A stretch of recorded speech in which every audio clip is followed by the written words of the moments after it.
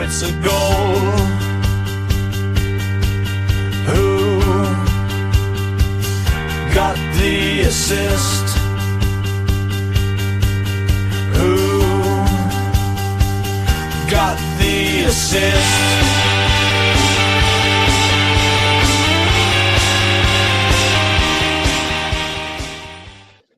Greetings, everybody. We're almost there, Sam. Not too long now before everything starts in earnest. And here we are, our final preseason pod this time around.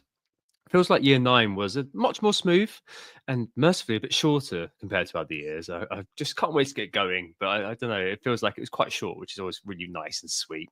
Joined, of course, as always, by Sam. All good, mate? Looking forward to it? Yeah, I'm really excited now. It feels like it's come around very quickly. Obviously helped by the slightly shorter preseason for FPL anyway. And we had a bit of Club World Cup to enjoy over the summer too. And of course, I support a championship club. So I got a nice little boost last Saturday, watching all the championship football. And of course, a last minute winner with a Hollywood finish was always on the cards. And I did enjoy that quite a lot. So yeah, I'm right up for it. I'm in football mood now. It all feels like ready to go. I just want to wait for FPL to disappoint me once more. So yeah, buzzing at the moment and currently ranked number 1. So that will be the last time we say that this year, won't it? As always, we are Who Got the Assist. On today's pod, we'll start with a quick update on news and views, a few bits to cover off after a weekend of final friendlies. Obviously, we had the Community Shield as well, and generally how they hindered us in our final decision making. A word on final things we're waiting for, which could change things a little bit further. Obviously, transfer window is very much open, and we'll get all the press conferences in the next couple of days as well, which will be crucial. We'll also be talking through the genetic makeup of WGTA 25-26. We've changed a few things around. I think you'll enjoy all of them, hopefully. Let us know. But we'll be briefly introducing a few of those new features for the season and the way that we're going to format the pod. Nothing too crazy. You're not going to think it's a completely new show or anything. But we thought this would be a good opportunity to tell you all about it, including a couple of sections that we'll go into later on, of course, but form versus fixtures will be a new sort of feature section. Year-long bold claims are going to stay. We're going to get rid of the week-to-week bold claims to be replaced by something else that we're very excited by that we'll introduce you to later on in the show. And finally, those nearly final drafts. We're not quite there yet, but I think we're both getting pretty close to be unveiled towards the end of the show. And of course, we will both be scrutinizing and criticizing each other's drafts for a good little while towards the end of the pod. So tune in for that. That should be good fun. We are pre-recording on Tuesday, the 12th of August. We've got 3 days, is it now, until the start of the Premier League season. Liverpool kicking us off on Friday night. It's going to be good fun, but are we ready? Let's find out, shall we? So, yeah, first off, 3 days to go. I guess like the last weekend was quite a big one, really, in terms of the FPL community and in the real football community as well. Real football FPL community, lol. Just because we saw the Community Shield, which led to all manner of knees jerking all over the place. So more knees jerking on Twitter than I'm not going to say the next bit. And also there were loads of final friendlies, including a final friendly for Man City, which was their first friendly. So yeah, lots of stuff coming out of those. I think Community Shield probably a good place to start. Liverpool defensive back Graven Birch, who became a daddy. Andy Martin completely missed that one, didn't he? God. And he's missing game week 1 as well. Vert's looking very lively. Going to be a very ex-lively character. And I thought, Ismail Assar really caught my eye in that game. Yeah. Certainly a few things I think to take from that one, weren't there? Yeah, I was going to say Sarr as well. I thought he was very good. And obviously the data last season was promising. I think we both had him at certain times. I had him for quite a while last season, and he did underperform his XG at times, but he is a hell of a player. There is a player there behind the scenes, and I think he should take another step up this season. So yeah, a player that I'm very interested in. He's in my thinking. Munoz as well was still getting forward despite the fact it was against Liverpool. Mateta starting off really well and importantly taking the penalty. And again, very confidently taking the penalty. Eze possibly off in the next week or so. Tottenham and Arsenal both circling. I think his release clause cancels out on Friday. So we should have news fairly soon on that. And either way, I think Mateta's probably going to be the one that just steps up and takes penalties now. So that probably puts him right near the top of the queue for the 7.5 million forwards. So yeah, lots learned from that fixture. It was a great game as well. I really enjoyed it. After about 4 minutes, I thought, well, Liverpool are just never going to lose the season. Yeah, They just looked ridiculously fluid. But then Palace fought back, and it was actually a really tightly contested game. The second half, it was a bit stodgy at times. But yeah, it did get me very excited for the Premier League kicking off. Like, you can watch all the preseason friendlies you like, but when you have something that matters at least a little bit on the line, the teams really do take a step up. And that's something to remember when we get to game week 1. The friendlies, it's great to see expected minutes. It's great to see formations and new systems, all of that. But the players are just so much more motivated, and the managers are really up for it. Everything just goes up a few notches when competitive football starts. So don't disregard that. Preseason is fun to watch, but it's not the real deal.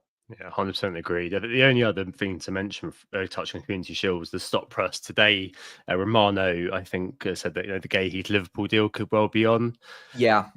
See where that goes. As Sam said earlier, we're recording on Tuesday, so it may happen, may not. Maybe after the game 1 deadline, who knows? On all those friendlies, there's a lot to rattle through. Reinders off the bench to brace against the Palermo, the mighty Palermo. 10-man mighty Palermo. Means he's a must, Sam, for this season. Speaking of must for the season, João Pedro can't stop doing the goal stuff that he always does. More on that later. Cole Will was injured subsequent to last week's recording, so we recorded on the Tuesday. I think he got injured on the Wednesday night. Chalobah off injured after, but he apparently that was just due to heat exhaustion or something, so he should be back. He's okay. Yeah. Rogers wasn't in the squad on the weekend for either of Villa's friendlies, but there's a chance he'll be okay this weekend. I think there's a good chance. Kelleher is being monitored for a knock. More of that in a minute.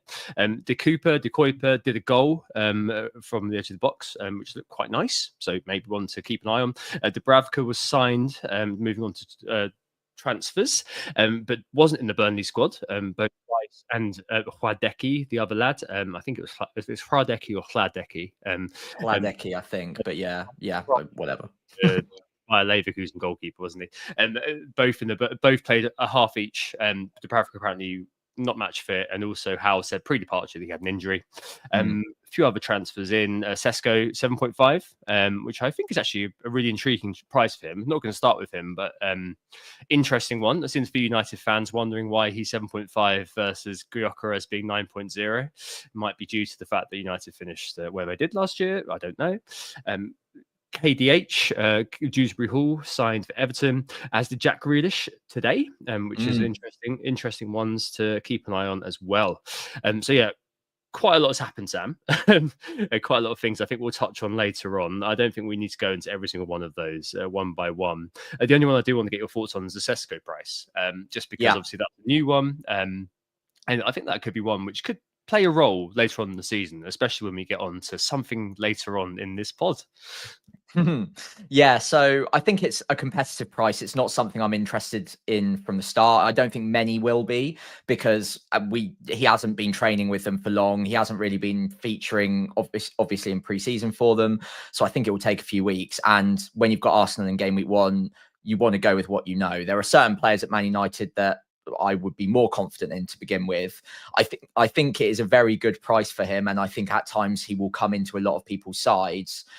But there are a lot of good players in FPL, and especially at 7.5 in the forward line. So I don't think you need to be ripping up your drafts to get him just yet. It's a wait and see for me, and you can hop on him when the fixtures turn good and he starts getting 80, 90 minutes a match, I think.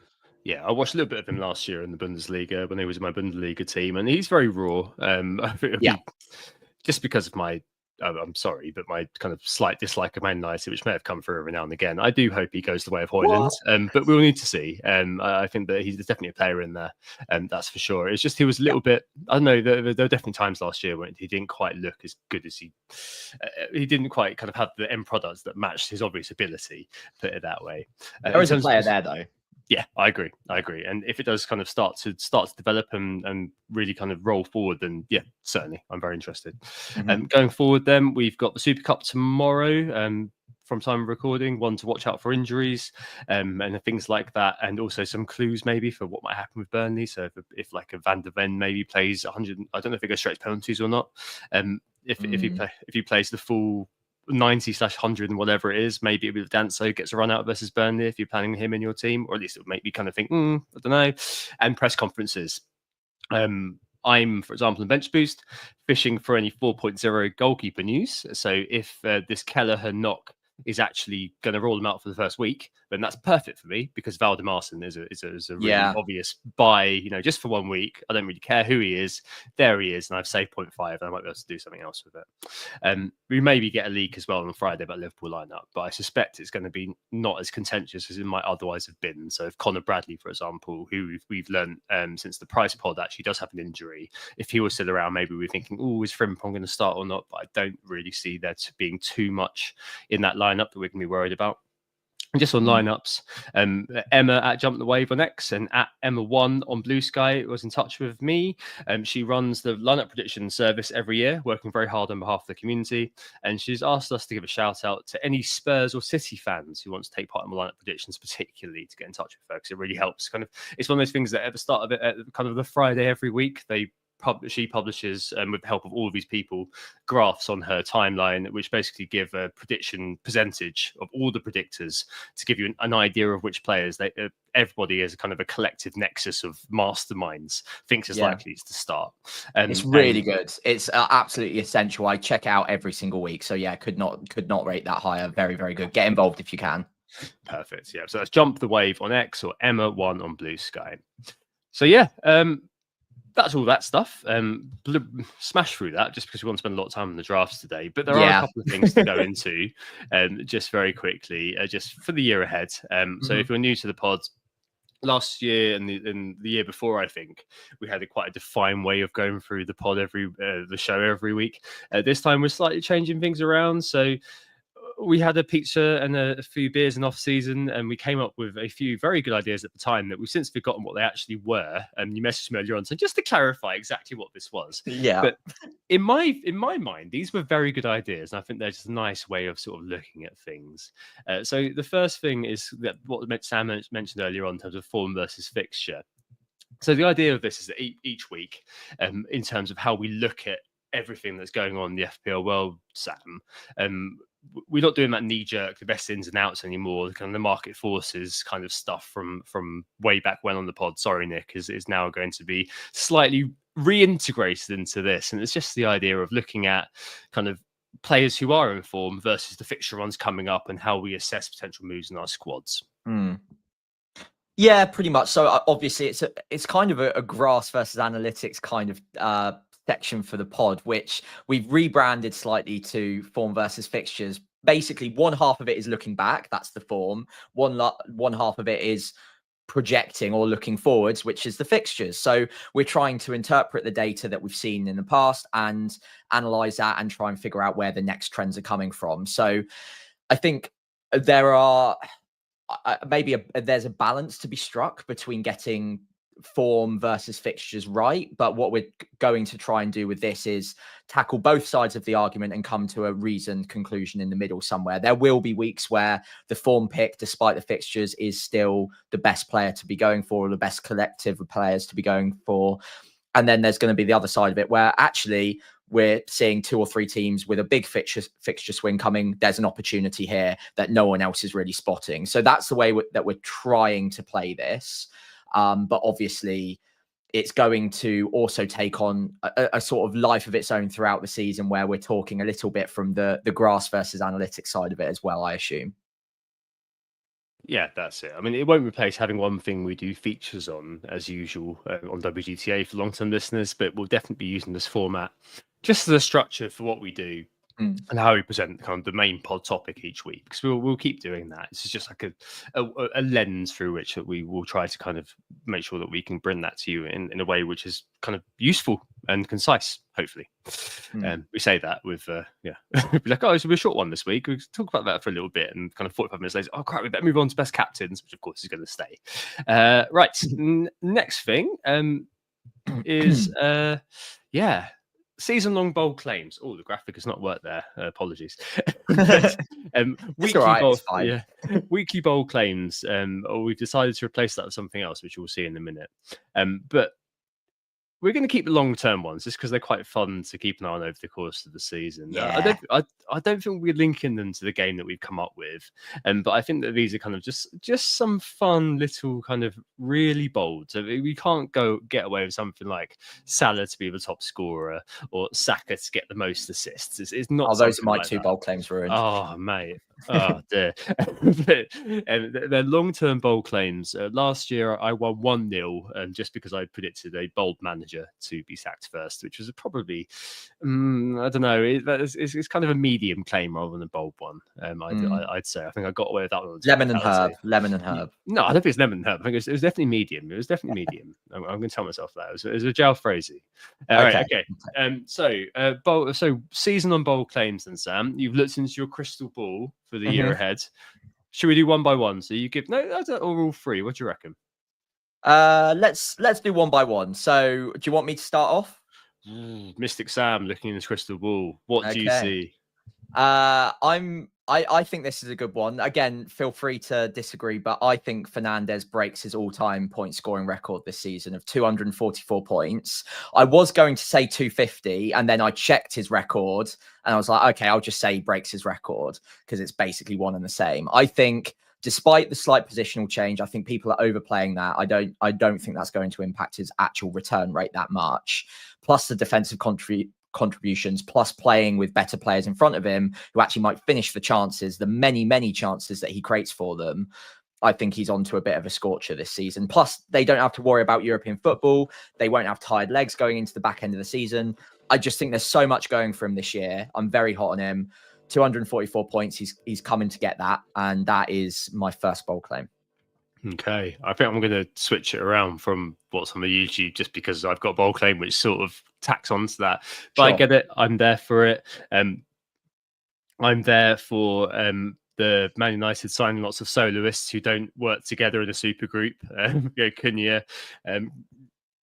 Bumo, the Avengers, maybe Sesko and Fernandes, all noted soloists. I'm there for it not working for them. But if it does, it's going to be something amazing to behold. And as you say, I think Fernandes will be the fulcrum of creativity behind that. So completely get that. And I agree that him being in centre midfield is just notional, really, isn't it? I mean, he just goes wherever he wants, frankly, on the field. And the point about there being no European competition, I think, is going to have a real impact on FPL. See this every year with teams that in the past, you've seen Chelsea, Arsenal hitting the zeitgeist big time because there has been no European competition to worry about, much more predictable, and those minutes essentially are just a lot more bankable for their big stars. So linked to that point with Fernandes, one of my bold claims is that triple Man United will be in the FPL template for at least 5 weeks this season.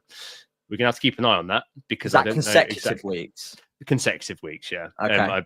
That's what makes it bold, because otherwise I can just be like, oh, you know, there was this week, there was that week where the free hits were quite big that week. I don't think so. It's got to be, there should be a solid period of time where we can say, okay, Man United's triple is in the template. I think it's definitely doable. So if you see a Fernandes, you see a Sesko, you see a Dorgu at 4.5 who's getting into ridiculous positions, so easy to do.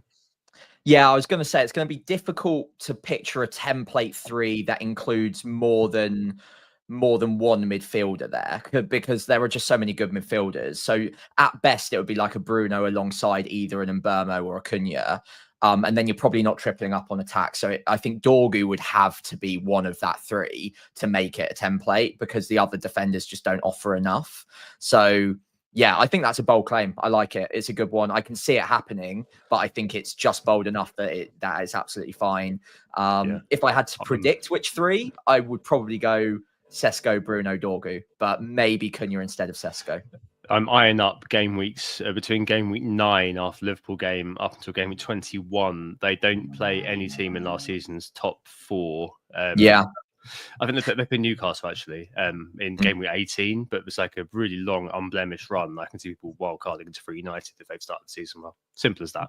Yeah. On that note as well, because they don't have European football to worry about, they're going to be that little bit fresher during that period, and they might not need to rotate as much either. So that might be another little feather in the cap of that bold claim. You might get away with it there.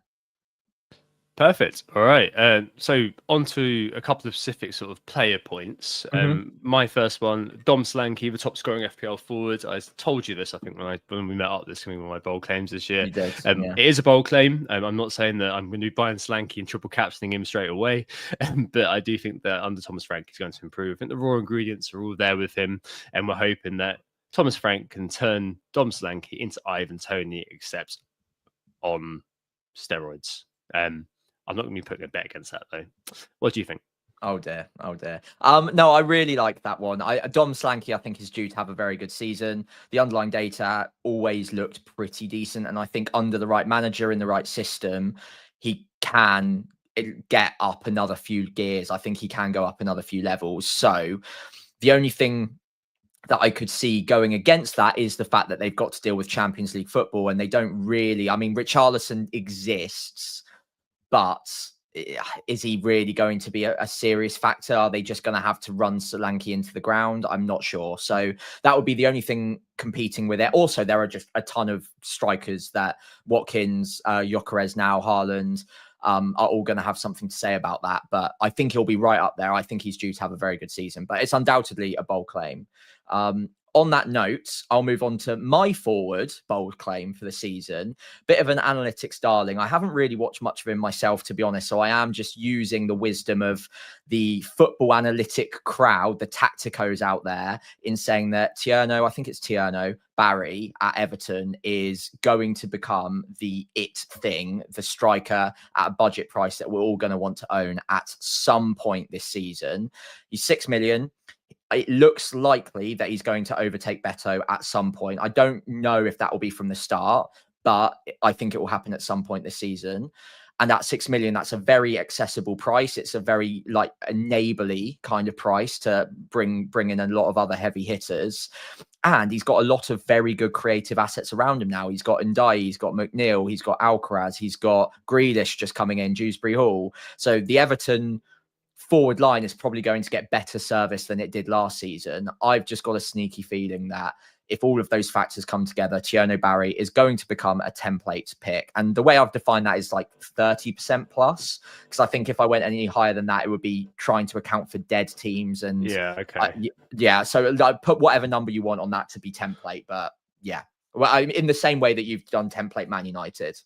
I think he's going to be. I think you pronounce it Thierry Henry, Tieno Bori.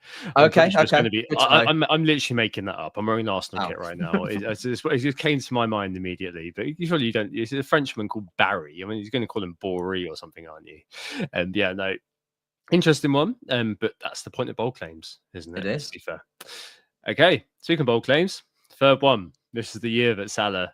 I predicted this last year, so it didn't work out. But this year, Salah scores less than 150 points. Come on. If that happens, then I am going to be carried through the streets of social media as an absolute genius. But I it's one of those that it's bold for a reason, Sam. The torch will pass the verts. There's going to be things that are going to age will catch up with Salah. It could well happen. Am I going to back that by starting without him in my FPL team? No. But I do think that the year's going to come, and it could happen this year. Who knows? Maybe one preseason game where he didn't do very much. Maybe that's a bellwether for the season to come. Maybe. I think that. I mean, I will give you a few extra points if that one comes true. 150 is low. I mean, that's effectively saying you expect Elliot Anderson to beat Salah this year for points, as far as I'm concerned. So, several defenders as well. Several DEFCON defenders beat Salah this year is effectively the bold claim. If I'd have said that he scores less than 200 points this year, I don't think I'd have got enough. That's a mild claim, isn't it? So. Well, I mean, how many seasons has Salah actually done less than 200 points in fairness? Never. Exactly. So I agree that it is coming at some point. I mean, it's bold for a reason. That's exactly what you said. So I don't want to besmirch or criticize it too much, because it will happen one of these seasons. Just don't know if this is the season. Yeah, wow. That is incredible. My final one is nowhere near as exciting or controversial as that, but I am going for almost the complete opposite end of the spectrum. You've gone for the most expensive asset in the game. I've gone for the cheapest asset in the game, Esteve at Burnley, to get over 50 DEFCON points. So that's 25 times he needs to hit the DEFCON barrier. I think they're going to be backs against the wall. We know defenders need clearances to hit the DEFCON. I think he's going to be a clearance monster. I've tracked the data from the Championship. Even in a side that had a lot more of the ball, he still cleared the ball quite a lot. So I think this season he is going to hit 50 extra points on top of what you'd normally expect him to be getting in a Premier League season, therefore making him a pretty decent bench option. So yeah, it's not as exciting as Salah's, but the reason I went for 50 is because no player would have hit 50 last season. So it would have to be effectively a record for DEFCON points. So that's where I'm going on that one. Good old French Steve. Yep, I like that. I like that a lot. Electric Steve, as some people are calling him. Yeah, so Zoe Fast calling him that. Yeah, absolutely fine. I think my autocorrect is already calling him Steve. Yeah, no, really like that. And yeah, he's a player that I'm probably going to be including. Okay, and on to the second thing. So the season long, that's it. We're locked in now, and we'll check in on them as and Put when them in the vault throughout the course of the season, put them in the time capsule and reopen them on Game Week 38 in May. The next thing replaces the bold claims weekly, and it is the 1 week punt. So Sam, how's this going to work? Right. So the idea behind the 1 week punt is that last season our bold claims got maybe a little bit stale week to week. It got a bit repetitive. So to completely reverse that trend, we are only now basically we're picking one perfect player for each game week. But once we've picked them once, we can never pick them again. So let's say I pick Salah game week 1. I can't pick him for the next 37 game weeks. The way that we're going to work this is we're going to tally up the actual points that those players get, and it becomes a running scoreboard. So it's not like I get 1 point if Salah wins and you pick Palmer and he gets less points. If Salah gets 10 points, Palmer gets 8, I'm now 10-8 up. And throughout the season, that's the way it will work. We can only use each player once, not with the exception, but we can only use each player once. And then we've also got jokers. Otherwise, maybe I guess triple captains in a way, where we'll get double points from whichever player we pick. So we get those twice across the season. It's effectively a chip for us. And across the season, we just pick which week we want to hit that Joker card. So this week, to start off, we both picked, I would say pretty interesting. I thought at least one of us would go with one of the big dogs to get off to a good start, but we've both gone a little bit different, a little bit clever. I've gone with Pedro Porro. I think it is a standout good fixture at home to Burnley. I think Burnley are very unlikely or pretty unlikely to score.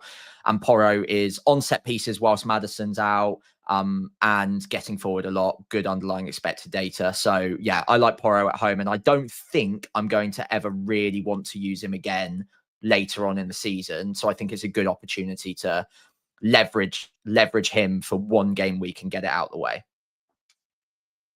Okay, fair enough. I was considering like a Brennan Johnson or something, but because we're so far out, we're kind of a little bit far out when we were recording before the Super Cup. I just thought I couldn't really quite go there, so instead I'm going to do something you should never do. I'm going full Krug. Such on Planet FPL said that he's like a new sign-in and been very fit in pre-season, and yeah, very very good. Looking very good. I think he'll play 60-70 minutes because he is 33. The spring chicken in the West Ham attack. If Antonio and Wilson, who's newly signed, were both still there. But yeah, I think that he's in with a good chance of doing something against Sunderland, especially with production line now in place with Mr. Doof on the left-hand side, who I really like. So yeah, never go full Krug, apart from in this, and maybe in your FPL teams. We'll find out in a minute. And also, if you're in the live chat as well, feel free to throw your suggestions in as well and keep track at home and work those out throughout the season. See if you're beating us too. Feel free. If you're obviously listening to the pod, do the same. We'll take it on Scout's honor that you're playing the game correctly.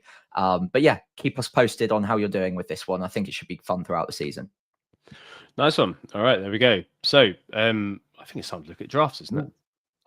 Yeah, we're going across. We're doing it. Yeah. Okay. I think so. Right. I have not seen your draft. You first. Yes, you're first. Right. So I'm going to sit back and take this in whilst you explain it, because I haven't seen this yet. And apparently it's quite different. So I need to take this in. Yeah. Okay. So basically, we podded literally 7 days ago. We recorded. I think we actually put it out on the Thursday. Since then, there have been 10 changes. There are 5 players still in place. They are Sells, Porro, Salah, Palmer, and Watkins. And those are pretty much the 5 that I've just kind of had in place for an awful lot of the preseason. But there are a few changes that have been done. I'm just going to kind of walk through them kind of person by person. So Sells in goal. A second goalkeeper is Verbruggen. I've got bench boost active.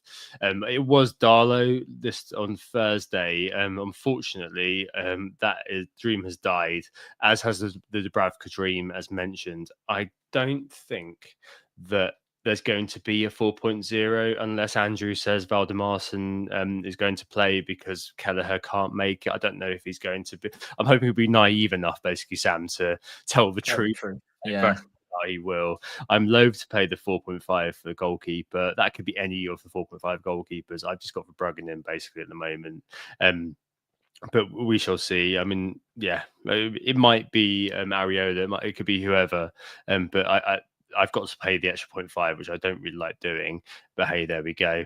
Got Murillo in at the moment. So I got rid of, I had Neco Williams the other week.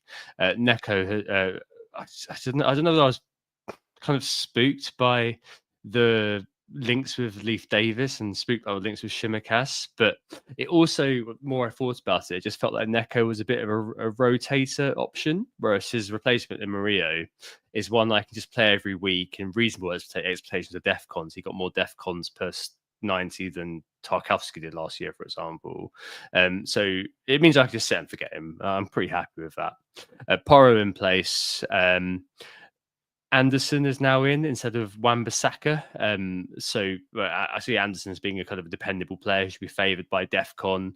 I realised, even though I don't really care for defensive rotation, that I wouldn't be fielding Wan-Bissaka at any point over the first 4 game weeks. That's all I care about. In fact, all I really care about is up to the international break. I don't really think about anything else after that because things change so much. But over the first 3, I wouldn't be playing him. Anderson is quite good for game week 4. They've got Leeds at home if we do get to that point and I need him. And if I did kind of go back to West Ham, I'd punt Diouf anyway. But yeah, Anderson just felt like a nice 90-minute man, especially because I tend to go 3-5-2. Really. Colwell has gone. Obviously, he's been replaced by Tosin. So definitely a risk. And this is probably one you're going to get hot flushes about, Sam. But it fits the rotation for me a little bit. Again, don't really care too much, but over the first 3 should cover it. I spoke to Gary Mantle, Planet FPL Chelsea correspondent, who said he'd be extremely surprised if it's not Tosin and Chalobah for the first few games, which is what I really care about. I don't plan for beyond 4 weeks' time, as I've mentioned. Fafan's probably not a worry. And Gary added that actually Ampong is more of a Chalobah than Tosin in profile. So yeah, a bit risky, but I can't touch Consta, Sam. I just can't bring myself to do it. And I think that the opportunity of Tosin for the first 3 weeks puts him as being the best 4.5 for a little while if you can accept the risk. And it might be that I put him up to Frimpong or Verge in game week 4 for Burnley. Plus, it might be Gahey by that point. So who knows? And the final defender is your man, Steve. Estev. I just, as you said, just think that he's got some positives in terms of DEFCONs. And he did very well for boxing clearances in the Championship. You've already given voice to that.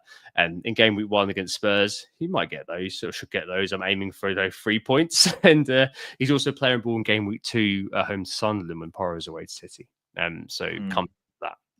Midfield, Salah, Palmer both stay. I did have Wilson last week, Harry Wilson, who I still think is quite a good pick, but he's gone for Andefcon or Anderson.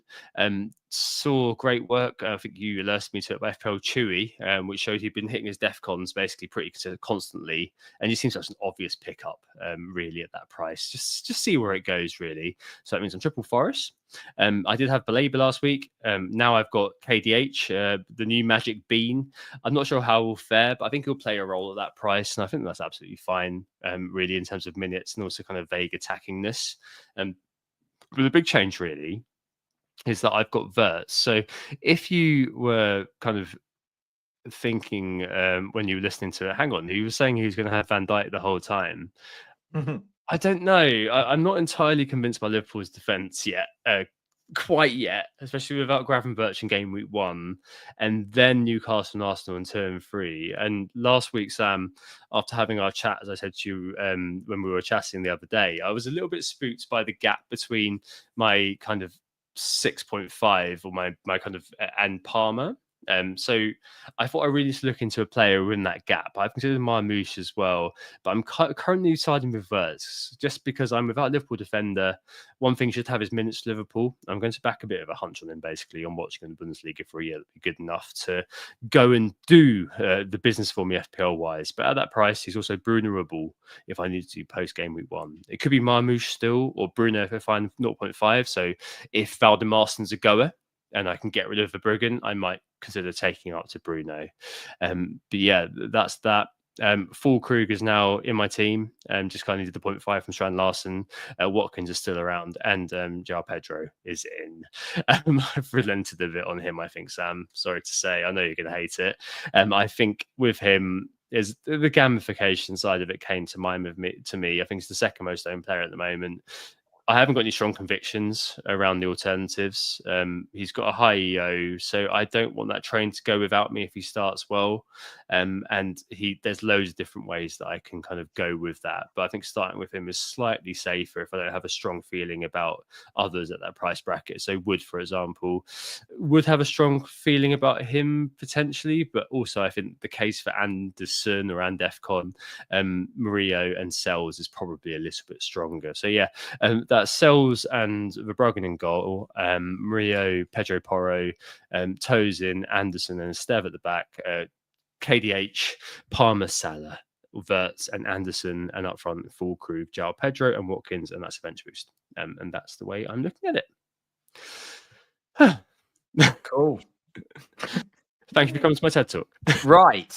Okay. So, how do you want to do this? Do you want me to just like start asking questions on the draft to like? Yeah. Should we? I think we should. It? I think we should, just because I think we'll do yours kind of seconds. Yeah. Just because otherwise, I think if I do all of mine, then you do all of yours, people are going to just forget what the hell I was saying. Yeah, it's all going to get jumbled up. Yeah, you're right. Okay. So, Tosin, I think, is risky. I know you say. Okay, so my first question will be: you mentioned you're not planning beyond 4 game weeks. My question to that would be why? Because are you looking at wildcarding after 4 game weeks, or are you're just not bothered? Whatever happens, and I'll just use whatever transfers I need to after 4. After international, basically, all I want to do is get up to international break game week 3 with what we know now, and then. Because there'll be so much more that we find out, so many kind of different players will come onto the zeitgeist, hot new things will be everywhere, and the general mania that descends over FPL. All I'm really interested in, I've done this on Solio and done this on FPL Review as well, is look at the first 3 weeks. Like, I just think that beyond that point, the whole idea of decay rate, all that sort of thing, there are just so many things I could possibly do after that. Like if I ramp up to 3 free transfers or 2 free transfers or whatever it is. I think it's 3 free transfers in game week after game week 3. But I just want to get to international break really with this kind of team. The idea is that sustainable wild card sort of idea, the sustainable bench boost sort of idea. And that's kind of the way I'm looking at it. I just don't see any merit really in planning beyond that right now, because there's so many things I'm not particularly sure about, how DEFCONs are going to kind of shape the game. There are 5 players that I really like. The rest of them I've settled on, but I don't absolutely kind of love them. I think they're absolutely nailed. There are loads of kind of areas where I've got a lot of doubt, and I think that I'm just going to take it for the first 3 weeks and then see what happens after that, and then start to make kind of further plans after that and kind of chunk it up a little bit, because I don't see any merit in having a long-term plan, because stuff changes all the time in FPL, especially after game week 1. Like the start of the season is such a frenzy. I just don't see the point. Frankly. Yeah. Okay. I would my not argument, but my critique would be I see a lot of book transfers in this team. So I think Tosin's gone after 4 or 5 game weeks, regardless, because they're looking at signing a left-sided centre back that is left-footed. So his minutes will become a risk. Porro's going to go pretty quickly as well. I think the Munoz train or Lacroix or whoever is probably going to kick off from game week 2. And I think if you reverse the fixtures for Porro, and this is not a critique of you necessarily, it's more of a observation of the community at large right now. Everyone seems to be very high on Porro, but I think if you mix those fixtures up a little bit, everyone bins him immediately, because as good as the data is, we don't know how good Spurs are going to be going forward. It's a great first game week, but they're only going to play Burnley at home once this season, and it's out the way straight away. After that, you've got objectively harder games, so I'd be a little bit worried about that. You won't need to sell him immediately because you can bench him, but do you really want to be benching a 5.5 million defender? Then double Nottingham Forest defense, good first 6, I think, or good first, it's 5 or 6, can't remember. I think it's 6. Yeah, it's 6. And then after that, you'll probably want to get rid, I would think. Maybe. Although to be fair, okay. To be fair, Murillo is going to trundle along with 4 pointers even in the tough week. So fair enough. Anderson, maybe a bench option. Wirtz, I can't really contest it. It's quite good to maybe reveal part of my draft now in that I don't have Wirtz. And the reason I don't have Wirtz is because I do have Van Dijk. So I want a plan to get to a third Liverpool after game week 3 is gone. So I want to keep my options open and my powder dry. And I've got a sneaky feeling that if for whatever reason Isak doesn't sign, Ekitike is actually the guy. I actually really like him through the middle. So you're okay because you're not blocking off that option if you were to go there, but then it'll be triple Liverpool attack when they actually have some really good defensive options. So that's my hesitation on Wirtz at the moment, is that it would lock me. And I actually still think other players around that price do just as well. Okay. And then Palmer, Salah, Watkins, absolutely fine. I think they're completely solid. I think expected minutes is maybe another critique I'd have. So Dewsbury Hall, new signing. We're not completely convinced on the position he'll take up yet. If he plays in a more advanced role, he probably gets reduced expected minutes because they've got so many options there now. Fulkrug, like you said, is probably only good for 70 minutes, not on penalties. João Pedro, probably good for 70-ish minutes. I would take the extra 20 minutes on a player on penalties like Mateta, personally. I'm not so hot on Chris Wood. I've kind of gone off of that, to be honest. Yeah. Outside of that, what I will say, so I've done a little bit of the critique and we can answer those questions, but I would say that first glance, I was staring at it. I was like, how's he affording this? Like, it doesn't look like this is affordable. And I think that's a really positive and good sign for a draft. If you look at it and your first instinct is, he's broken this somehow. Like, how have you managed this? And then you start working out and like, okay, he shaved 0.5 here and 1 here. Yeah, it's how it works, isn't it? It is. But I think the fact that on first glance, I'm like, bloody hell, he's got both Andersons on the bench, and he still managed to have Palmer, Salah, Wirtz, and Watkins in an 11 with 2 5.5s in defense. There's a lot, and a 7.5 up front as well. It feels like it shouldn't be possible, and yet here you are with it. So I think there's 1 or 2 like expected minutes risks in there, and maybe booked transfers, but it's a really like impressive side. I don't really have that much to say negatively about it, because I'm kind of scratching my head as to how you've actually managed to afford it. Yeah, no, thank you. So points in turn, Porro. Yeah, I see your point. I think that there's definitely, and basically every analytics site that I've looked at, basically just says sell him after game week 2 or game week 3. Yeah. I'm not too bothered that I benched him game week 2. I think the idea would be that I think he's actually going to be, and James also on Planet FPL said this too, which I was quite pleased with. I think he's going to be actually quite surprisingly good at DEFCONs as well. And I think that he's going to, I think he did quite well against Bayern Munich, didn't he? He got 10. Think of the opposition though. Their backs against the wall. Like, they're not going to get that against like most of the Premier League, surely. I mean, let's see how they set up, especially if it's Thomas Frank versus the Ange way. I totally take the point there. It's Burnley, but equally, if you're bench boosting in game week 1, I feel like I'd be remiss to not have some sort of Spurs asset, and I've kept it to 1. Purposefully kept it to 1 because for the reasons that you cited and the players that you cited as well as being a replacement, they're reachable. Just about. I don't think the train is going to really take off unless Munoz goes off and gets a brace against Chelsea, which I don't think is likely, but we will see. Well, it's more likely Porro gets a brace than Munoz does, to be fair. So, I think if you're happy to use the transfer or just leave Porro in for a while, I think that's the right call. But it is probably a book transfer at some point. Potentially, but I mean, I think you can probably kind of.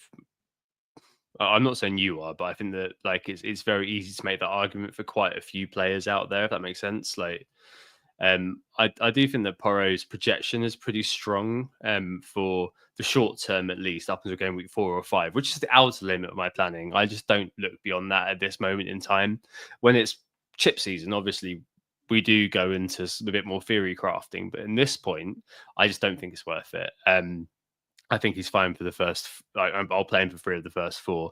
Tosin, yeah, completely agree that he comes with risk attached to him. I need a 4.5 who fits in, who basically can play the first 3. And again, that's all I care about, because at this point, I'm just trying to be efficient with my planning, which is to not expend lots of mental energy looking at, what am I going to be doing in game week 11? I just don't think that that's a really good use of your time and your mental capacity, because frankly you don't know, and you're probably going to be at that time you'll know more than you know now.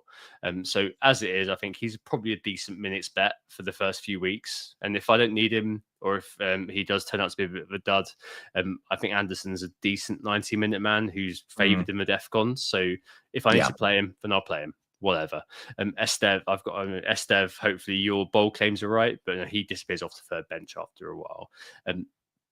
Verts, totally get your point on that. I would like him to be Bruno, frankly, but at the time of recording, I can't do that because I can't take 0.5 from anywhere else really here. Like, I can't really take Tosin down to a Rodon or something. I could take Murillo down to Neko. That has crossed my mind. But That's what I was going to say. Yeah. I do like the idea that Murillo kind of, in games like Arsenal game week 4, I can just leave him there. And he basically, we were saying last week, or last time we spoke, Van Dijk could be a player that you could leave there all season. Well, maybe Murillo could be as well. I think that 5.5 could be very, very good value this season, really. And the man's an absolute unit as well. Have you seen him? He's a beast. Huge. Yeah. So I mean, that's always quite nice to have. So I don't know. I think we will see on Verts. I think that some of that is hopium, some of that is the gamification side of it as well. Just because the ownership is quite decent for Verts, and given the price, I think that that's fine. And plus, you can get to other players, Dewsbury Hall, whatever, quite cheap. I think he will. I know I kind of don't have much truck for, but I spent all that money as a bit of as that sort of rejoinder. But I do think he does seem to have slotted in as number 10 there. The first 4, I think it is. Again, that's all I care about. Are pretty decent. I think 4 is Aston Villa at home, but I mean their defense is so leaky that I'm not really too bothered about that. The first 4 is okay. I'll pay him for that first 4. If he gets 2 assists over those 4 games, then that's great value at 5. One of those players that if the game was reopened now, I think he'd be 5.5 easy. Maybe Steph as well be 4.5 actually. And Fulkrug, look, he's playing 1 game for me, and then he goes down to the bench, and then he is basically a built-in transfer. I think it's just one of those things that I've just accepted. Could I swap him for Strand Larson if we find that there's a 0.5 to be saved on the Valdemarsson over Verbruggen? Yes, absolutely. So there'd be 2 candidates for that to happen if I could find a 0.5. But I quite like this kind of where I've landed with all of this, really. And I completely understand kind of your buts, and they are things that I have considered, unsurprisingly. But I think the upside is mostly there. Maybe it's a case of kind of getting over myself a little bit, and maybe with Tosin, I just get rid of him for Concert and just be like, just accept I've got a bit of a bias against that guy. Did score me a goal actually last year, so I don't know why it's such a negative. I think it's just from listening to Lee Jackson on the correspondent week as well, and thinking about the Villa defence and how they've let me down so much over the last few years. But the opening fixtures are so good that maybe he is kind of just worth throwing in. I don't know, but no, thanks for that. If anything, it might have just made me double down a little bit. Not in a bad way, but how dare you? It's my yeah. draft. No, All I no, would not say is at all. before we move on, I just looking at it, if you do have hesitations on Tosin, the only thing I might suggest is maybe if you want Chelsea coverage in the back line, Sanchez instead of Sells, and then Tosin becomes like a Juve or something away at Sunderland for the bench boost. And then you can kind of just forget about that position. You've got Anderson who can play most weeks. Porro can be a transfer if you want to. And then Juve, there's probably a couple of playable fixtures in there. I've looked at it. I quite like gambling on the Forest backline for the first 6, honestly, because I think there's going to be 3 or 4 clean sheets in there. Maybe if there's even 2 there, Sam, I think that's going to, because I think realistically, I'm probably not going to be spending a transfer on a Forest defense. Probably not on what I know.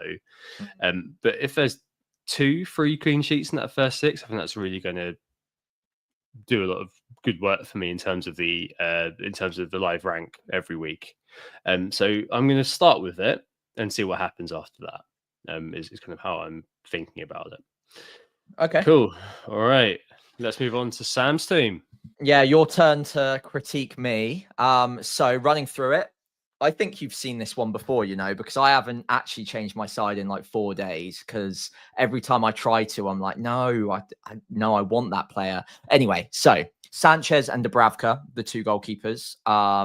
It is with the thought in mind that I could bench boost in game week 2, but I have to admit, I'm not completely sold on it. If the stars don't align and Dubravka isn't fit, then I'll leave it. And I'm really not fussed whatsoever. I will use it at a later point. In the back line, I've got Van Dijk at the moment. I'm not 100% locked on it being Van Dijk, but I do want a 6 million defender there as the price point covered. I think Van Dijk just about edges it for me still, but I am toying with an Arsenal defender and maybe Cucurella if I did a little bit of switch around with Sanchez for Sells and then Williams. There's a few knock-on effects that I won't go into now anyway. Moving through the back line, Munoz and Williams would be my 5.5 and 5. Again, could switch that around to a more secure DEFCON kind of boring defense of Murillo or Milenkovic alongside Lacroix. But again, I want a Palace attacker by game week. I think it's game week 3 or game week 4 when they stumble into good fixtures. And Munoz is a Palace attacker at times. So I think that would just excite me a little bit more. And they're not that far behind on the expected points. Anderson and Esteve, both defense on the bench most weeks. Anderson can come in whenever, like you've already said, great on the DEFCON. And I have a good feeling about Esteve being phenomenal on the DEFCON. So he'll never play. But if I need to use him in any given week, then it might be a 3 or a 4 point floor. So that seems decent. Into my midfield, Salah, Palmer haven't gone anywhere since the very first draft. Ndiaye still hasn't gone anywhere for me. There's been speculation as to the minutes. There's been speculation as to how good Everton are going forward. What Grealish is going to do to him, all of this, I still think he's Everton's best attacker. I can't see a world in which he gets significant reduction in minutes. He's on penalties. And actually, I think the players around him probably benefit him in terms of the underlying data. I think he'll probably take another step up. I would say 55-45 between him and Ismaila Sarr, because I really like Sarr. I love the underlying data. It's very tempting. I couldn't really say that I'm looking at any other 6.5s right now, but I'll always keep my options open. But at the moment, I'm leaning towards the penalty taker. And I don't really want to double up on Palace for the first couple of weeks. I'm happy to go there after 3 or 4 game weeks when their fixtures become a bit better. But I think having one in Munoz, who I probably will be starting most weeks, is enough. After that, I've also got Anderson, who hasn't really gone anywhere for a while. I know he's like the most boring player ever, but I think people are overlooking that he does have some goal threat. He's still 0.2 XGI per 90, which is still a goal involvement in one in every 5 game weeks, on top of churning out DEFCONs for fun after game week 16 last season. I think he had about a 75% hit ratio after he started getting 90 minutes a week, which he should be getting now because he's properly integrated. That is ridiculous. So if I can get 4 pointers from him as a floor, the odd 5 pointer when a clean sheet gets counted in, and then the odd attacking return, it is the most boring pick in the world. And without talking through the 5.5s too much, I'm certain there will be better 5.5s out there. But what I'm not certain on, and what I don't think anyone can be certain on at the moment, is which one is going to be the best. What Anderson will be, and I can almost guarantee it, is in the top 3. So if Anderson is in the top 3, then I'll just go with the steady Eddie, know that I'm going to get a net decent amount of points for the first few game weeks. Their fixtures turn sour around game week 7. And by that point, I'll have a bit more information to move across to the 5 to 5.5 million asset that is setting the world alight and looks like the obvious pickup at that point. And I wouldn't have lost out on too many points, given that Anderson's base is actually pretty high. So that's the reason on Anderson, and I will be starting in most game weeks. Then I come on to the main tweak since last time, which is I found a way to fit in both Bruno and Watkins, 2 9 millions alongside Palmer and Salah. I think Bruno is a standout captain in game week 3, so I want that covered. And I just think he's a great pick. I think he's going to, I obviously in my bold claim earlier, I think he's going to break his points total or certainly get close. I think he's going to comfortably get 200 points. And yeah, DEFCON monster, especially if he's playing in the 8. I think he'll be a creative force once again. And importantly, if after 3 game weeks and after that Burnley fixture is out the way, it doesn't look like he's the guy, then great news, because Wirtz is 8.5. At worst, he'll be 8.6, 8.7. And he's just played Newcastle and Arsenal back-to-back, so he won't be being bought too heavily. So I can just hop across to Wirtz very, very easily in one move if I absolutely need to. Or, because I've got Watkins up front, I can do the same to Ekitike if I fancy that instead. Yep. I can equally also get to Gyökeres. So that's why I've done those 2 price points, because I don't see a world in which I sell Salah or Palmer, or certainly not in the first 3 or 4 game weeks. So Bruno and Watkins are my safe, like steady Eddie. Like I'm very happy with them because I know they'll get good minutes. Bruno's on penalties. Watkins might be. They both got good underlying data, and they're at a price point that I can get to pretty much any other forward, any other midfielder in one move if I need to after a few game weeks. And they've got good fixtures at certain points in the first few game weeks as well. Finishing off with Strand Larsen, 6.5. It is a little bit of a regret that I don't have a 7.5 million forward. I would like one, but a compromise needed to be made somewhere. And like I said, I can downgrade Watkins to whichever 7.5 ends up being the guy after a few game weeks if I need to. And a bit like what I said with Anderson in midfield, I'm not completely certain which 7.5 is going to be the guy. It could be Mateta, could be Pedro, could be Wood, could be Solanke, who's fit. All of these players could be the one. So I'm just not going to play that game. I'm just going to leave it, have Watkins, who I know will do really well. And honestly, at 6.5 million, I don't think you're going to get better than Strand Larsen. Pretty likely to be on penalties. I don't think we can guarantee it. But he's leading the line and is going to be the focal point and talisman for Wolves.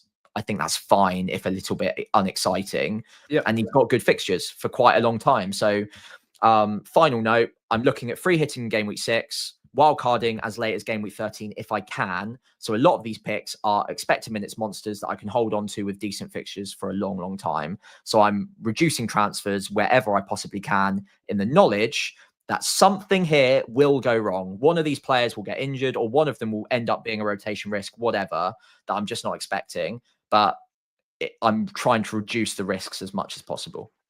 Yeah, no. Thank you. I think that definitely makes a lot of sense to me. So we've got 6 in common, and I'm very glad I'm bench boosting just for the pod, because I think as I was listening to you talking, I was looking at your team as well very closely. I was just so glad I'm bench boosting, just because I think that if I'd have gone down the same line of thought as you, there would be a lot of these players cropped up in my team. I think we'd probably be probably not 15 out of 15, but probably looking at kind of 12 out of 15 the same. Yeah. But because our courses are slightly different, which is the beauty of this season, I hope that's going to kind of show through in the end as well. Because our courses are so different, I think that's I think that's really good basically, and that we're so different effectively. But yeah, no, I think that's a really, really good team. I think leave the bench boosting too, mate. Honestly, I just can't see that ever coming in. But Mark Gu, Dubravka, they're perfectly good pickups for cheap reasons, and like Steve and Anderson for the same reasons I've got them, absolutely fine. At the back, I think I've had the same sort of A versus B sort of conundrum as you regarding, Virgil versus Cuckoo, and then Sanchez. Does he then go to Sells, and then Williams? What happens with him? Do I stay with the double Forest defense, which I like, or do I do something else with that?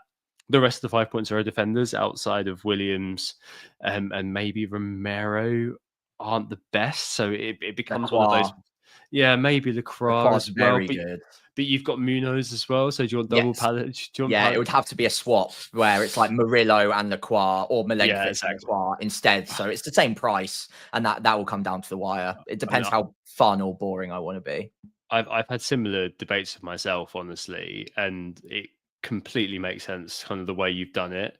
I don't think there's actually any worry about Williams, which is something that might make me kind of move Murillo back to Williams. But now I've kind of got Murillo, I quite like him just because I can just, in games like, they've got Arsenal in game week 4, haven't they? And for that, you're probably going to be, there's an okay chance you'll be looking at maybe benching him because you've got Anderson who plays Leeds at home. For me, I think that I'd play Murillo in that and not really worry about it. Yeah. But for William, if I had Williams, I think that it wouldn't quite be that case. Like I'd swap them definitely that week. So it's one of those to kind of keep in mind if you're planning a bit longer. I really like Munoz, but I kind of, as you were talking through your justification for him, all that crossed my mind was, have you considered Sarr as live and die? And then you mentioned that those two were kind of the only two you like. I think Sarr, and as shown by our spreadsheet as well, we presented a couple of weeks ago, I think Sarr's the standout 6.5 by an awful long way. I just don't like Ndai that much. I had Ndai quite a lot last year actually, but I think his underlying data is not fantastic. If you look at his FB ref profile, it's very much it's almost like Jordan Ayew, like effectively. It's very defensive. Got penalties, absolutely. Got a good first 4. But I don't know. I just, he's got he's got Tielemans energy to me a little bit and die, where I'd be kind of like, if he doesn't get a penalty, this is assuming Tielemans on penalties, we don't really know, but if he doesn't get a penalty, I kind of feel like my projection every week is 2. And that's not really what I like. And that's why I've gone, again, I don't want to get into pick my team territory, but that's why I was just like, I'm more than happy to pay 5 million for KDH as my Everton pick over Ndai. And if I kind of was looking at 6.5, I think Sarr would be the one that I'd definitely go for. And then maybe you decide whether you want Munoz and Sarr, and then maybe there's some more sort of thinking to do, but I can see why that could then become Tarkowski instead of Munoz, perhaps. Yeah. And then so it'd still be like an Everton Crystal Palace combo, but it'd be the reverse combo of like Tarkowski, Defcon monster with Sarr, who does have much better underlying attacking data. Yeah, that is something I'm thinking about. Yeah, I mean, Sarr, I think, is one of those players who, like, we kind of forget that he's kind of 27 now. And he's one of those that I think just never really found a home, did he? And I think that it kind of feels like him. He's really kind of finding his feet at Palace. Only thing with Palace, though, so mentioned in the chat as well, is that Europe fixture between 2 and 3. I don't think that should put you off a player like Sarr. But that compounded by Gahey and Eze potentially leaving and them kind of scrambling to get very late replacements, that's the only thing that makes me think, I'm not sure yet. Like, I think kind of, you mentioned earlier on as well in terms of the Porro pick. Yeah, game week 4 with the Sunderland home game, everything will be kind of settled by then. You'll be post IB. You have a better idea with them, what's going on. Yeah, maybe that's how I'm perceiving the entry point. But Munoz is going to Munoz. Exactly. I think Munoz I'm a bit more secure on than a Sarr, and that's why I'm this way round at the moment. But admittedly, obviously, that will have a knock-on effect on all Crystal Palace assets if both of them do go all of a sudden. I'm not too worried about them becoming far worse defensively if Gahey leaves. It will affect them to some extent, but they will have known for quite a while now that Gahey's got a year left and that they need to future plan at least a little bit. So I think Lacroix's the best defender there. I think he's the focal point and he's the one who's basically marshalling the back line. So I don't think that Gahey going is going to like massively affect them. It will maybe hurt them a little, but I think he'll still pick up a relatively normal amount of clean sheets. And if Eze's gone, then maybe there's more emphasis on Munoz being used as an outlet ball to get forward and actually progress the ball up the pitch a little bit. So I'm not too fussed about that really.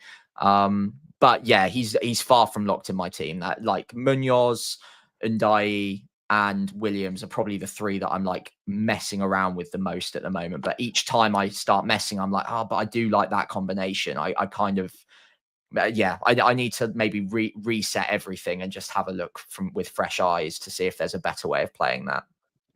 I think it's a good thing, I think, broadly to be here, because I think that if you look at kind of people starting out on FPL now, which is completely understandable. I understand why this would not be of interest to you. I assume you're not listening or watching this if that is the case for you. But if you are in that situation, I think there's definitely a few things that we've kind of got in terms of 6.5 as being mostly a bit of a dead zone, the 5.5 midfielders mostly being a bit of a kind of a bit of a caution sign over most of them are other than probably Anderson, which is not particularly exciting, a bit of a lightning rod for hey, this person uses review. But on that note though, should we at least talk about the other 5.5 that everyone Baby Reindeers? Yeah. What we thinking? The thing is, I can't get over the fact that he's not a defensive player. And if anyone's ever owned him on Football Manager, you'll know that's the truth. And he's also, a proper 8. Yeah, if you look at his, it's free. Go on FBref, look at his underlying data. Like he's very attacking, or at least kind of involved in build-up play. He's not there for tackles. He's not there for blocks. He's not there for clearances. He's kind of not really there for interceptions either. And it wouldn't take much, especially if Rodri not being he's available, but he's not kind of fit enough to start the first 3. Would you be surprised to see Nicolas Gonzalez and then Gundogan and Bernardo as the 3 for Man City? I mean, we've all been Pep before in the past, and I think that it's one of those things that because I'm on bench boost, I'm going to take the 90 minutes with Anderson, and I think that if you got 2 5.5s, you're not bench boosting, perfect, absolutely fine. Do take the 2 of them and just see kind of how you go. But I just can't quite buy into it yet. Is where I'm at in terms of Baby Reindeers. I know that he scored 2 goals, but I think that needs to be put into proper context, right? Yeah, I do get the feeling also that Man City, there's a lot yet to be revealed about the way they're going to play this year. So whilst Reinders, I think it's Reinders, REI, but I'm not right. It's Reinders, yeah. Yeah. Okay. So yeah, I think whilst he played almost in like a 10 role against Palermo, and again, I reiterate Palermo, it was a second half substitution off the bench where they were clearly experimenting and they didn't have all of their best 10s ready to play. So Foden isn't really a factor at the moment, but will be undoubtedly. So I do just wonder whether we're actually going to see that version of him all that often. He will get into advanced positions. I'm sure he will get goals, but if he gets the odd goal at 5.5, but only 70 minutes a match, then the odd benching, and it all just gets a little bit messy and a little bit complicated. All I'd say is I want to see it. Like I want to see him get the minutes. I want that proof that, okay, he is playing in a more advanced role. He is being a box crasher. He is playing the Gundogan role from seasons past. Mm-hmm. And we know that the minutes are there before going there. And that I kind of touched on it earlier. That's why I've got Anderson at the moment, because I'm fully expecting one of Reinders, Arias, Wilson. Like there's loads of options at 5. Adingra as well. One of them is going to be better than Anderson, but I don't know which one. And I don't think all of them are. I think 1 or 2 of them at best are going to be better. But what Anderson gives you, and to a certain extent, like a Caicedo as well, is a nice floor, a high floor, where you know that if you get it, if one of them pops off, you're at least not going to be too far behind them. You're going to be a bit behind them, but probably not that far, and you can then jump across to them. Whereas maybe 60 to 80% of the people who took the risk on one of them, whether that's Arias, Reinders, Wilson, whatever, one of those players is probably going to do well. That small collective of people who pick the right player flying, but then there's a massive collective of people who bet on the wrong horse and are then 20 points behind the crowd. Whereas at least with Anderson, at worst, you're going to be like 5 or 10 and you're going to be in the fight. You might even be ahead. You might get lucky. None of them turn out to be the pick.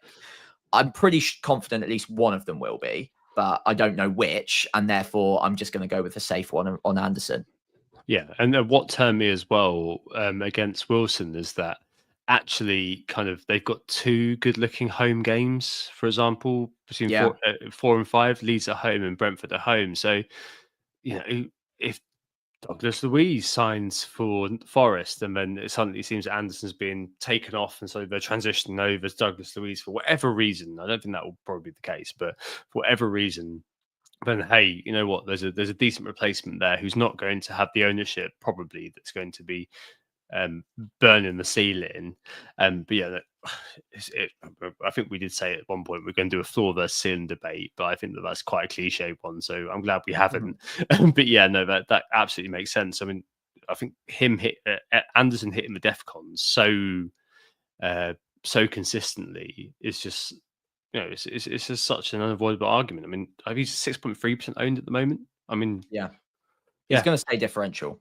I think so. And I think that's fine, because the value of these players is what we've spoken about a lot this preseason, because that's value. If a 5.5 is scoring 4 points for you every week, okay. If you've got a Wilson who gets you 2, 12, 2, then that's great. That's fantastic. But Anderson getting 4 over the long term and not a transfer out I need to worry about, or we need to worry about, probably a little bit better. Maybe. That's how I look at it at that price. One player in the 6 that is favoured a lot by the algos, and you will see him in many algo teams going around, is Mr. Jorginho Rutter. He is continental, so we can't call him Rutter. He's Rutter. A friend of the pod, Dan, has just mentioned that is Rutter the best possible asset in 6.5 to 5.5 range. He's up there. Yeah, I think honestly, if I wasn't kind of so set on my on where I am at the moment, because 0.5 won't get me from KDH to Rutter, I think that I would be definitely looking at him as a pick. With him, I think he's, because of the price being so good, he's one of those that could be one of those players, as you mentioned earlier, Sam, in the 5.5 bracket. If we look up a little tiny bit, one of those players who does kind of ascend a little bit and elevates himself into okay, this guy's really, really bloody good. But Brighton's early fixture is such a mixed bag. His early kind of fixtures aren't particularly. I've got screaming. the fixtures there. There you go. Yeah, they're not screaming to me. So, do we feel that? I'm not sure. I'm just not sure. I'd start with him at the moment. Yeah, he seems like a nice game week 7 transfer if he's getting the minutes and he's playing up front. That's the way I see it as well. I don't think you need to rush to him straight away. We don't think he's got penalties either. There are doubts over expected minutes. I think he's probably one of the more solid options at 6, but I'd probably just wait after game week 6 is out of the way and then maybe use those first 6 game weeks to prove all of those points and check all those boxes first. But I wouldn't put anyone off of him. He's got upside and he looks like a really, really good pick at 6. Just, I think maybe not to begin with for me personally. Yeah, I mean that guy Welbs is 34, 35. So yeah, I mean, I think he's actually the only. They've got 2 Greek lads, haven't they? I was going to say he's the only recognised striker at Brighton. But Rutter's been playing in the first 11 in the friendlies, by the way, which is interesting. Yeah. I mean, there's him. There's definitely a lot of kind of midfielders in the mix. So someone's just mentioned Daniel just mentioned Minte in the chat, your man from last year, Sam. And it would seem he'd do a good season. Yeah, it would seem to me that it's Matoma, Minte, and Jorginho who probably could have Belabor, for example, hasn't appeared in preseason at all, and there's the Man United links. I just, it's one of those where they're such a Schrodinger's cat of a team, Brighton, that I just kind of feel like I'm just not confident enough to pick any of their players at the moment, apart from Verbruggen. That's kind of where I've landed with them a little bit. But as you said, I completely understand why someone would want to go there. Makes a lot of sense. Yeah. I also think De Kalper after a few game weeks is going to be sensational as well. I just want to get those fixtures out the way. Like it's all very tempting to look at all players with like a blank canvas at the start of the year and like, oh, but this guy's going to be essential. It's such good value for money. That might be true, but it also might not be the right time to have them yet. And we've got 38 game weeks to get to these guys. So yeah, I think with Brighton, it is just a wait and see for me and get to game week 7 and arguably even game week 10 is a better hopping on point. But yeah, at least game week 7 and then maybe jump across then. Just thinking about your 6 million conundrum with defender. I mean, one player who has appeared in quite a few of my teams, but is now probably I'm not going to start with is Aït-Nouri, just because the first 4 for City, as I was speaking of, I had a bit of a Marmouche flirtation a little while ago. Goose mentioned in the chat as well. So you got Wolves, Spurs, Brighton, and United the first 4, like all bottom 10 teams for XGC last year. Ones who may sort of potentially be quite good prey for a player like Aït-Nouri at the start. A very sort of anti-Pep signing, isn't he, though, Sam? Like, he's very sort of out of the box, unregimented, like the sort of player that potentially Jack Grealish was, quite an expressive player who doesn't particularly abide by managerial instructions. I think that realistically with City and Matthias Nunes, as we mentioned in the chat as well, I saw a thread on Reddit about he got like 100 points over the last kind of the second half of the season if he had been reclassified as a defender. So there was a Reddit thread about him being him and a 4.5 million defender as backup, and could he be worth including? And both he and Aït-Nouri have also got that old club thing versus Wolves game week 1. I just don't have that. I don't have that trust in them at the moment at all. I think that Aït-Nouri definitely plays game week 1. That's for sure. And it's just that, by game week 3, game week 4, I just would not be surprised at all if Pep has just gone, right, okay, Akanji, Ake, Diaz, and and maybe Nunez stays around, or maybe just kind of just plays 4 centre backs. I mean, you just don't know with that. And anyone who is buying a Man City player and saying that there's a good chance they're nailed, may I introduce you to Pep Guardiola?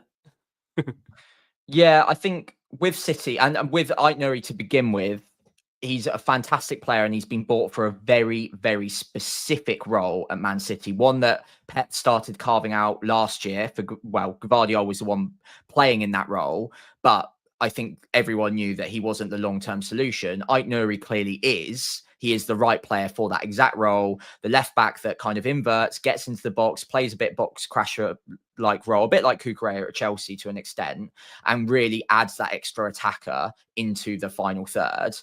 However, like you mentioned, with Pep, he does like to tinker with the way the system is shaped around certain players. And if for whatever reason they don't get off to a good start, or if he sees something in this very specific system that doesn't work, then it wouldn't be crazy to suggest he just doesn't use a system with a box crasher left back. And Aït-Nouri is kind of limited to just that one role. He's not like Gvardiol, where if they change the system, Gvardiol can just play centre back or just play a less attacking left back. Aït-Nouri is there for one purpose and one purpose only. So I'd be a little bit worried that at any given moment, Pep could just be like, "This isn't working the way I need it to. I'm gonna change the tactics one way or another. Maybe it's working, and he just wants to freshen things up." Because it's Pep, he can see things that we don't. And then all of a sudden, Aït-Nouri just isn't the fancied option. The other thing I'd mention, and again, this is not saying Aït-Nouri is a bad pick by any means. I really like him, and he was in my very first draft because I think the upside is huge. But you mentioned the attacking opportunities for the first few game weeks. I think they're there. How many clean sheets do you think they get in the first 5, though? Because Spurs, Brighton, Man United, Arsenal.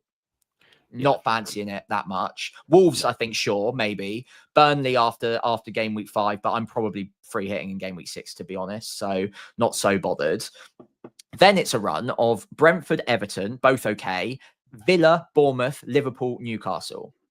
I don't think that's a great first 12 game weeks for clean sheets, to be honest, especially if you take out game week 6, which I know is very like situational for me, but I'm not seeing Man City as a team that I'm like, oh, I'm going to miss out on like 5-6 clean sheets there, unless they really shore up at the back. And I just don't think they're going to do that, especially if Rodri's got fitness issues.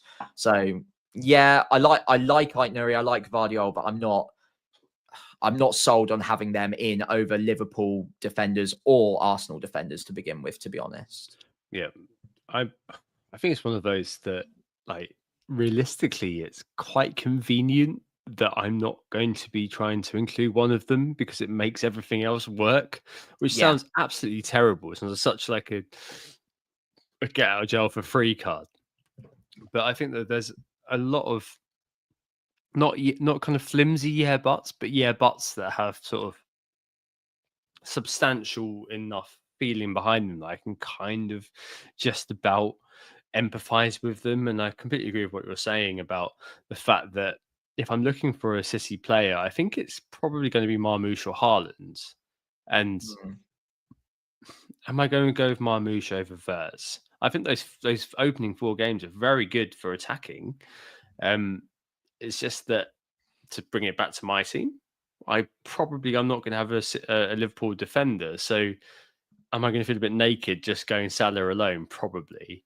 And then game week 4, there's a good time to reassess with the Burnley game. And those two after game week 1 aren't great. I just kind of feel like they're a convenient ignore, which sounds awful. But sometimes you've got to just kind of be a bit pragmatic about these things, honestly. And I think you made some good points about how maybe there's definitely scope to just kind of just say, okay, does Ruben Diaz, for example, correct the year when he and John Stones came together, absolute kind of monstrous double team? Are those sorts of things happening? I think kind of we can reassess later on, potentially, City, especially because, again, Gamfield ownership is definitely that worrying. As you said, that wildcard 6 does look quite good, just because it's one of those. I've looked at it a little bit, Sam. So Man City and I think it's like Spurs have got Wolves, Forest got Sunderland, is it? Hang on, I'll go over to the fixtures just to get it correct. Bournemouth have got Leeds, I think, as well that week, so that could be a really nice week to do it. And Goose in the chat as well has just mentioned just to talk about forwards and the conundrums there. He said that 20-goal Chris Wood has really gone out of fashion with his 200 points.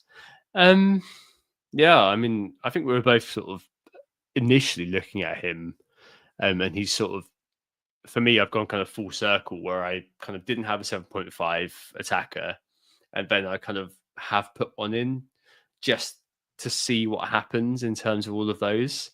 And I think you've gone even more extreme than me, where I've got one in just to see how it goes, and thinking, well, if I don't really like any of them, then I can get Strand Larson, whose fixtures do probably get a bit better a bit later on, I'm going to say. For Wolves, I think it's like game week kind of 5 onwards. They're great from game week 2. I'm not having that. Yeah, Bournemouth, Everton, fine. Newcastle, yeah, okay.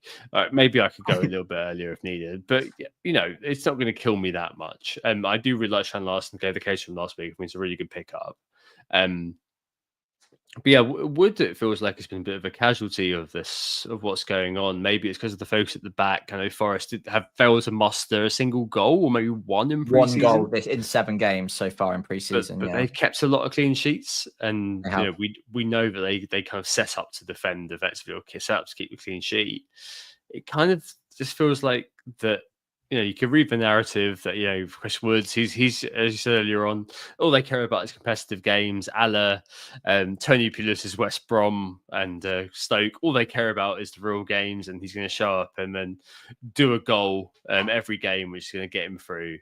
I don't know. It's just at 7.5. I kind of want a bit more from one of my strikers, but hey, here I am, João Pedro, expecting for a goal in the 70 minutes he's going to get on the pitch. So who am I to talk? Yeah, I mean, I was about to say Mateta as the option. And if he stays at Palace and gets 90 minutes on penalties, I think that might be arguably the solution here, kind of ticking all of the boxes that you would want both João Pedro and Chris Wood for across both assets. He's the best of both worlds. Same with Dom Solanke as well, by the way. I think Dom Solanke, if he's fit, come game week 1, might be the answer, to be very honest. I think that's where we both started. And yeah, the problem with Mateta is that apparently now Newcastle are sniffing around him as well. So if you'll believe it, that it might be Mateta, Eze, and Guehi all leaving Palace if rumours are to be taken seriously. So we'll see. But there's definitely a lot of moving pieces at Palace at the moment, so it might be enough to put me off of committing too heavily to them. Yeah, João Pedro, do we need to talk much more about? I think everyone's talked about João Pedro plenty, right? We know what minutes we're going to get from him. We know what attacking threat he's got. Yeah, no, I think it's one of those where you look at the game as it is and you decide, well, you want to take it on. I probably don't at the start of the season think him as exit points, but some probably will, and I completely sympathise with both sides of the die here on that one. Simple as that. Yeah, I'm fully prepared to, I guess, not be wrong on it because I still think he'll be great, but I do feel like there are other options around that price that I can just get more of a guarantee from. I still think there are some questions there. They've got a lot of options, and Delap will get 20, 30 minutes a game, and he's looked good in preseason as well. I think with that in mind, I'm happy to maybe wait and go there after game week 7's out of the way. And then they've got that nice little run: Forest, Sunderland, Spurs, Wolves, Burnley. I think by that point we'll know whether João Pedro is nailed. Not nailed, nailed's the wrong word. I suppose like a locked 80 to 90 minute man. If that's the case and he looks irresistible, then worst case scenario, I get him then. But until then, Watkins and Strand Larsen both have good enough fixtures. I think it carries me through. And where I'm lacking that third forward, I'm gaining another midfielder with a bit more firepower. So yeah, I think it's okay, but João Pedro is probably the player I'm most worried about not owning right now. Maybe alongside Wirtz, but to a lesser extent. I think João Pedro is the one I'm scared of. Yeah, I feel like I've ended up sort of uncomfortably comfortable with having João Pedro and Wirtz for that exact reason, which sounds really kind of like I'm kind of bowing to peer pressure in some ways and herd mentality, thinking about Pop with Ross, but it just sort of feels like if those trains do start to go, then I've saved myself a transfer. If they don't, then they are kind of they've got lots of good substitute goods at that price that I can kind of feel okay with the fact that I can get rid of them. There's good alternatives there. But yeah, I mean, we shall see. I think I'm kind of. I think if you had to put a percentage on it, Sam, in terms of how locked in you are at this point, I think there's been pods where I've come here at this point and kind of said, yeah, I'm completely lost. There's other pods where I've come in and just gone, you know what, I could change every player. I think that I'm going to put about kind of a 90%. I'm going to put that as being where I am at the moment. I'm probably about 80 to 90 as well. I don't think I can remember a preseason where this late on, or like, sorry, not this late on, with like a week to go, where it's been like 4 or 5 days in a row where I have not touched my draft. And every time I've tried to, and I've like stress tested it a bit, and I'm like, oh, what if I do this, that, or the other? I end up back where I was. Usually at this point, I'm still like, oh, but what about this guy? And then I find a way to squeeze them in, and then everything changes around. That hasn't happened for like 3 or 4 days now for me. So that's rare. So I'm a little bit thinking maybe I'm there, maybe I'm done, but I'm not ready to just commit to that and say I'm locked yet, because situations can change. We need the press conferences. I might have a light bulb moment at some point, either tonight or tomorrow morning. I'm like, oh, that's the solution. I get it now. So I'll leave my avenues open, but I'm relatively confident that this is the draft I'll end up near. Cool. All right. Well, there we go. Year 9 of preseason complete, I think. Yeah, enjoy. Lovely. Yeah, very nice. That was really good fun. Hopefully you all enjoyed it as well. And yeah, fingers crossed for the start of the season. We won't talk to you again before we lock in for Game Week 1, I don't think. I'll obviously be doing stuff on my channel, but from Who Got the Assist, we hope you've enjoyed preseason. And if you have done so, we'd really appreciate it if you could give us a follow on Blue Sky at Who Got the Assist, all written out one word, Who Got the Assist, FPL Pricey on there. On X, WGTA_FPL or FPL Pricey on there, or on YouTube. If you're not watching along, it's WGTA_FPL. And then I've got my own YouTube channel on here at FPL Pricey if you wanted to check out my daily videos. And then, yeah, like I said, if you enjoyed the pod, if you could give us a follow on those social channels, that'd be amazing. If you could give the pod a 5-star rating wherever you're listening, that would also be really appreciated. And of course, if you could hit like and subscribe on YouTube, if you're watching along on here, that would also really help us out. All of those things really do help to get the pod out there. So thank you very much. And a massive thank you from both of us for joining us for preseason. Yeah, thank you very much. Sam, you're doing a stream on Thursday night, I hear. Oh, yes. Yeah, I always forget about that. So yeah, I'm doing non-deadline streams the night before because the deadline streams just get too busy. So take the pressure off, couple of drinks, and we can go through some decisions, go through the press conferences, all of that good stuff. I'll be doing that on Thursday evening this week because it's a Friday deadline. And I think the next couple after that are Thursday deadlines as well, Friday deadlines. So I'll be doing them on Thursdays for the first few weeks. So yeah, come tune into that, bring a drink, and we can have a bit of a laugh if you want. Yeah, check out Sam, FPL Pricey. Cool. All right. Thanks, Sam. Thanks, everybody. Well, there we go. Another preseason done, another season dawning. We can't wait, nor I hope can you. We hope this is you on Game Week 1, and we'll see you on the other side next Tuesday. Speak then. Oh, it's a goal. Who got the assist? Who got the assist?